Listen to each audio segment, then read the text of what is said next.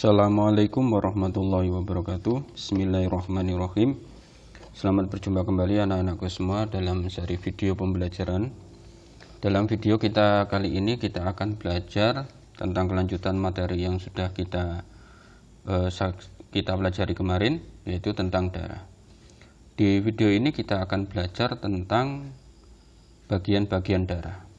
Nah, seperti di pengantar video yang telah lalu, bahwa darah kita ini terbagi menjadi dua bagian, yaitu ada plasma darah dan juga ada sel darah.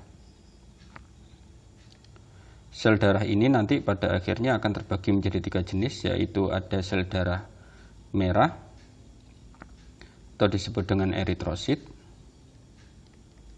ada sel darah putih atau leukosit, dan yang terakhir adalah keping darah atau trombosit.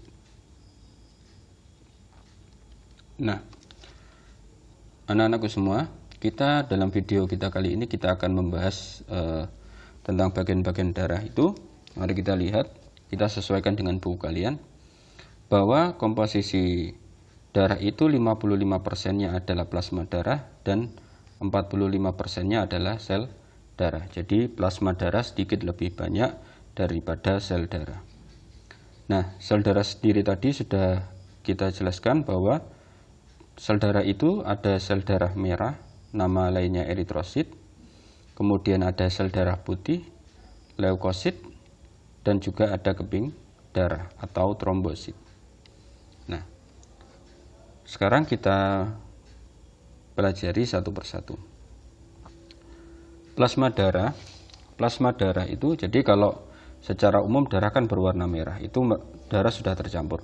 Untuk memisahkan antara plasma darah dan sel-sel darah bisa dilakukan dengan namanya sentrifugasi. Itu biasanya dilakukan di laboratorium kesehatan yang memeriksa darah. Baiklah, sekarang plasma darah. Plasma darah itu 91,5% itu tersusun atas air. Jadi air yang kita minum itu sangat mempengaruhi darah kita. Nah, kalau kita mengkonsumsi air dengan jumlah yang kurang atau kurang minum airnya, itu mengakibatkan nanti adalah konsentrasi air di dalam darah kita menjadi turun. Mengakibatkan apa? Mengakibatkan darah menjadi lebih kental, sehingga aliran darah menjadi tidak bagus atau kurang lancar. Nah, jadi 91,5% adalah air dan 8,5% adalah zat-zat terlarut lain atau zat-zat lain yang terlarut. Apa saja zat-zat yang terlarut itu? Zat-zat terlarut tersebut bisa terdiri atas protein dan zat yang lain. Protein yang terlarut dalam darah antara lain ada protein albumin, ada fibrinogen, ada globulin. Nah, ketiga protein ini biasanya disebut dengan protein plasma. Selain protein-protein ini, di dalam plasma darah terdapat juga sari-sari makanan, mineral, hormon, antibodi, dan zat sisa metabolisme seperti urea dan karbon dioksida. Nah, beberapa poin yang perlu kita ketahui adalah bahwa fibrinogen ini nanti pada akhirnya adalah bekerja sama berhubungan dengan keping darah. Jadi fibrinogen nanti akan bekerja sama dengan trombosit. Jadi dia akan bekerja sama. Untuk apa? Untuk melaksanakan fungsi trombosit. Apa fungsi trombosit? Fungsi trombosit ini adalah untuk membekukan darah. Jadi kalau kita luka, darah kita bisa berhenti itu karena ada trombosit. Proses pembekuannya itu nanti dibantu oleh yang namanya protein fibrinogen. Nah, selain itu sari-sari makanan ini diangkut melalui plasma darah. Jadi seperti pengantar kemarin bahwa sel-sel darah dan plasma darah itu membagi tugas. Sari-sari makanan perlu diedarkan ke seluruh tubuh, yang mengangkut adalah darah, tepatnya adalah plasma darah. Sedangkan oksigen diangkut oleh sel darah merah, juga sama-sama di darah. Kemudian selain itu di plasma darah ini terdapat juga antibodi. Ya, ini adalah zat yang berfungsi untuk melawan penyakit atau kuman penyakit. Jadi terutama di pandemi COVID-19 seperti ini kita sering mendengar dengan antibodi. Jadi di tubuh kita itu sudah diproduksi antibodi untuk melawan penyakit. Jadi dengan gaya hidup yang baik, maka kadar antibodi dalam tubuh kita akan dalam kondisi yang prima. Selain itu ada sisa metabolisme seperti urea dan karbon. Nah, karbon dioksida maksud saya. Nah, zat sisa ini mesti dikeluarkan.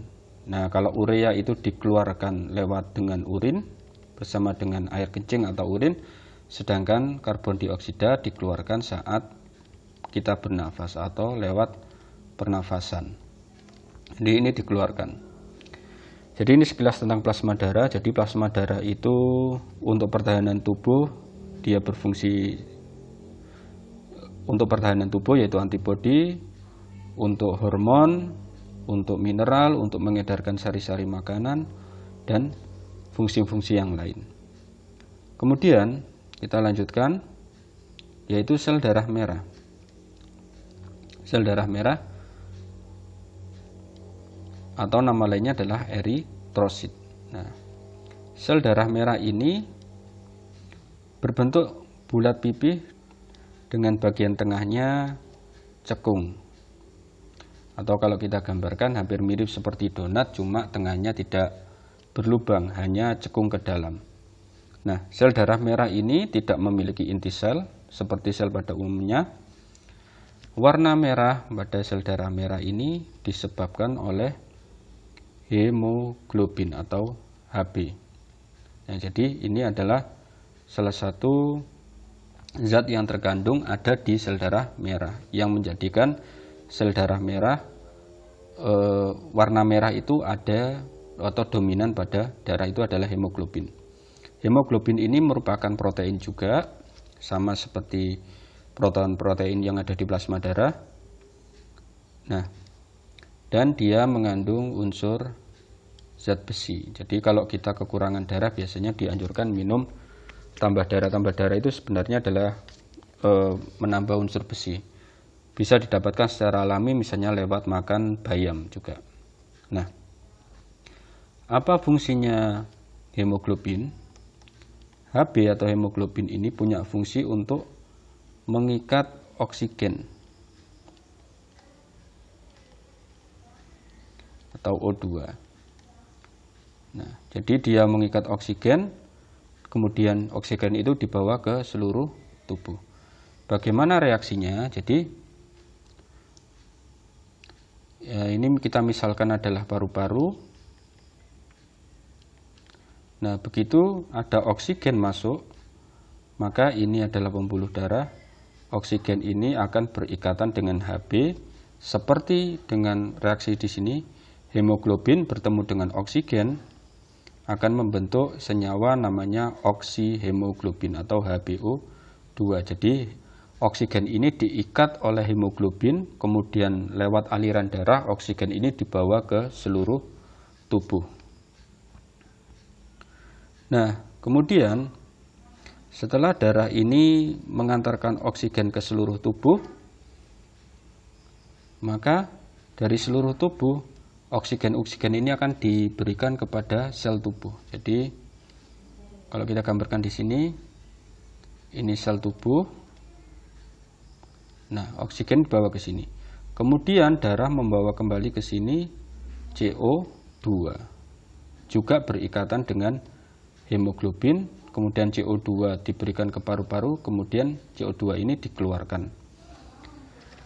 Nah, hemoglobin tadi berikatan dengan oksigen membentuk oksihemoglobin. kemudian sampai di sel tubuh, oksigennya diberikan ke sel tubuh, kemudian sel tubuh memberikan karbon dioksida kepada darah. Karbon dioksida itu berikatan dengan hemoglobin membentuk karbaminohemoglobin atau HbCO2, berikatan juga. Jadi fungsinya hemoglobin ini adalah untuk mengikat oksigen atau CO2.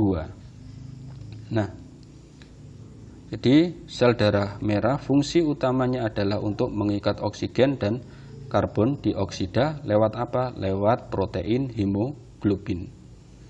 Nah, sel darah merah dibentuk di mana? Sel darah merah dibentuk di sumsum merah tulang. Nah, selama dalam kandungan, sel darah merah dibentuk oleh hati. Nah, umur sel darah merah itu hanya berkisar 100 sampai 120 hari. Nah, setelah itu, setelah mencapai umurnya, sel yang telah tua akan dihancurkan oleh sel makrofag di dalam hati. Jadi sel darah merah yang telah tua, yang telah bekerja selama 100 sampai 120 hari, nanti akan dibawa ke hati dan dihancurkan. Kemudian hemoglobin dari sel darah merah yang tua ini tadi akan dirombak, dijadikan bilirubin atau pigmen empedu. Jadi seperti itu. Jadi kita ulangi bahwa sel darah merah itu fungsinya untuk mengikat oksigen dan atau karbon dioksida untuk diedarkan ke seluruh tubuh. Umurnya hanya sampai 100-an hari. Setelah sel ini tua akan dihancurkan di hati, hemoglobinnya diambil dan dijadikan pigmen empedu. Sel darah merah, nama lainnya eritrosit anak-anak ya. Jadi perlu diingat, eritrosit itu adalah sel darah merah. Jadi jangan sampai bingung. Kemudian ada namanya sel darah putih atau leukosit. Berbeda dengan sel darah merah, bentuk sel darah putih ini tidak tetap atau berubah-ubah, atau istilahnya amiboid dan punya inti sel. Nah, dan jumlahnya tidak sebanyak sel darah merah. Sel darah putih lebih sedikit. Fungsi utama sel darah putih adalah melawan kuman atau bibit penyakit yang masuk ke dalam tubuh. Nah, jadi kita tahu bahwa sel darah putih ini berfungsi untuk melawan kuman yang masuk ke dalam tubuh. Nah, kalau ada kuman yang masuk ke tubuh kita dan menginfeksi tubuh kita, maka jumlah sel darah putih ini akan naik. Dan kenaikan sel darah putih ini digunakan untuk melawan kuman yang masuk ke dalam tubuh. Kemudian kita lihat, karena bentuknya tidak tetap, maka sel darah putih punya berbagai macam bentuk. Ada yang berbentuk seperti ini. Ada sel darah putih yang berjenis granulosit, ada yang berjenis eosinofil, basofil, dan neutrofil, tergantung bentuknya. Fungsinya apa? Kalau eosinofil ini untuk alergi dan infeksi cacing. Kalau basofil dia untuk infeksi alergi. Kalau neutrofil berfungsi sebagai fagosit. Fagosit itu bisa dikatakan pemakan. Jadi kerjanya sel darah putih itu, kalau si fagosit ini adalah begitu misalnya ini kuman, kita kasih warna biru, ini ada sel darah putih, bentuknya tidak leukosit, maka nanti kuman ini akan dimakan oleh sel darah putih. Nah, istilahnya disebut fagosit. Jadi fagosit itu adalah memakan kuman, atau di sini diistilahkan sebagai patogen atau kuman. Ada sel darah putih yang berjenis agranulosit, ada limfosit dan monosit. Nah, kalau ini untuk imunitas, nah istilah yang sering kita dengar sekarang kekebalan tubuh. Ini juga sama, kekebalan tubuh. Jadi fungsi utama sel darah putih itu adalah untuk pertahanan atau kekebalan tubuh. Kemudian ada yang terakhir adalah keping darah atau trombosit. Nah, trombosit ini bentuknya bermacam-macam. Ada yang bulat, oval, ada yang panjang.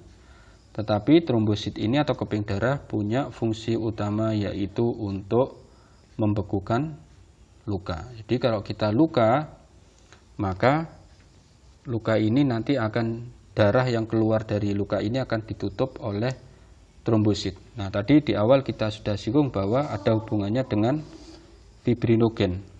Nah, bagaimana urutannya? Saat kita terluka, trombosit yang ada di darah ini akan pecah. Nah, kemudian di dalam trombosit ini ada enzim yang namanya enzim trombokinase. Enzim ini akan mengubah protrombin atau calon trombin menjadi trombin karena dipengaruhi oleh ion kalsium dan vitamin K. Kemudian trombin akan mengubah fibrinogen tadi yang ada di plasma menjadi benang-benang fibrin. Benang-benang fibrin ini akan menjaring sel darah merah sehingga luka tertutup. Jadi urutannya, kalau kita bisa tuliskan, kalau terjadi luka, maka trombosit akan pecah. Nah, di dalam trombosit ini ada namanya enzim trombokinase tadi.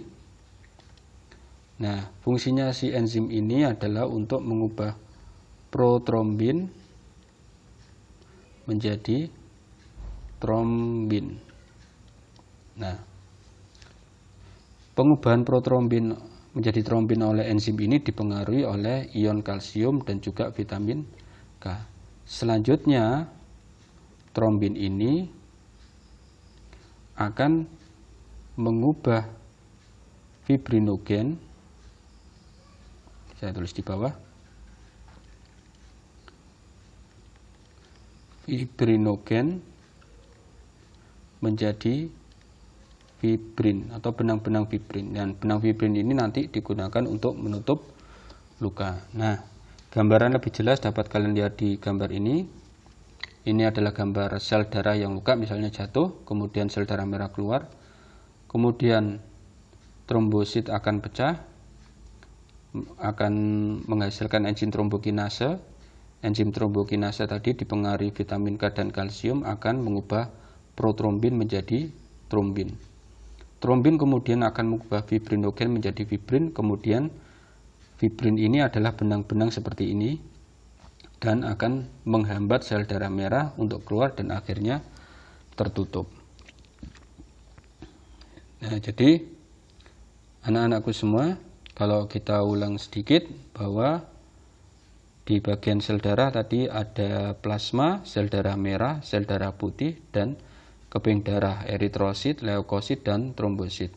Eritrosit untuk mengangkut oksigen dan karbon dioksida, leukosit untuk membunuh kuman dan kekebalan tubuh, kemudian trombosit untuk pembekuan darah kalau terjadi luka. Dan plasma darah tadi memiliki fungsi yang bermacam-macam. Baik, terima kasih anak-anakku semua. Ini adalah video tentang sel-sel darah. Terima kasih, selamat berjumpa di video selanjutnya. Tetap semangat belajar, tetap berdoa kepada Allah Subhanahu wa taala. Saya akhiri, terima kasih. Assalamualaikum warahmatullahi wabarakatuh.